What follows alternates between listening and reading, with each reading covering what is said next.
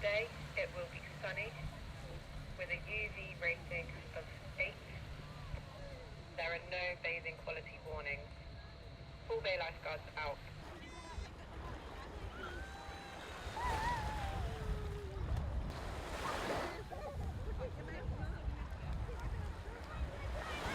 Weather in recent months is a real indication that climate change is here, and that's led to a huge amount of good weather, which means people are heading to the coast and lots of inland waters as well. But what that does mean is we've seen an increase in incidents and sadly a real increase in the number of fatalities in the water, both inland and around the coast.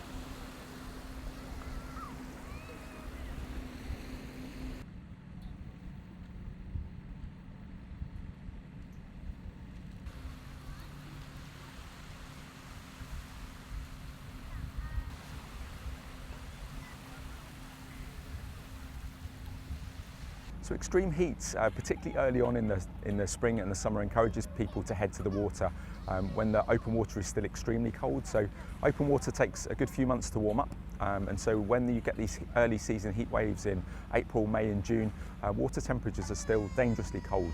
So people are very at risk of something called cold water shock, which is where a physiological reaction when your skin temperature changes suddenly. So you go from a nice warm day like this into cold open water, and that can cause you to gasp uncontrollably. It can send your blood pressure up, it can start your heart racing and cause you to gasp uncontrollably.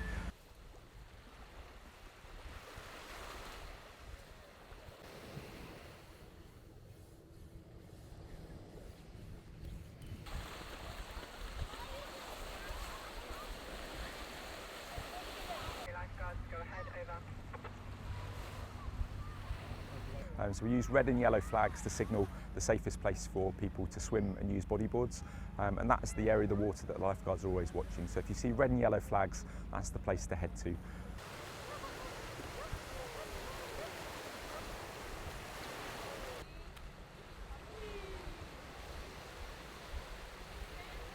Just thinking, whilst we've got you, do we want to do anything float-wise? The first thing that we ask them to do, whether they're at the beach, the river, the lake, is to stop and to think. And that is stopping, looking around, looking for the risks, looking for the dangers. So whether that's environmental in the sun, or whether it's how cold is the water, how deep is the water, if you're jumping in, are there rocks, is it shallow, are there reeds that you could get caught up in, is there an undercurrent, all of those sorts of things, and also your strategy for exiting the water. Good morning, Sandbanks Beach. This is an RNLI Beach Lifeguard announcement. A reminder that the safest place to swim is in between our red and yellow flags. And then obviously if you get into difficulty, we have our float to live, which is floating on your back in a starfish, looking up to the sky, ears submerged, and just using your hands and feet to make sure you're staying balanced and buoyant. And then when you can, stick your hand up, make as much noise as you can and yell for help. What you want to do is put your head back and lay back into a star shape. You want to face up to the sky and make sure your ears are submerged and your chin is back.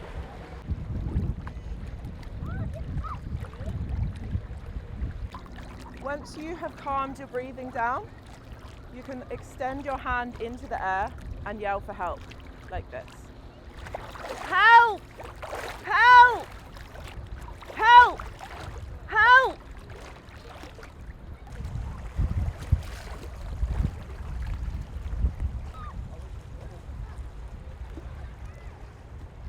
People are going to come more to the beach, and that's where we just need to tell people to exercise following the lifeguard's advice, swimming between the red and yellow flags, making sure they stay within their depth, you know, not swimming out to the boating lane and things like that.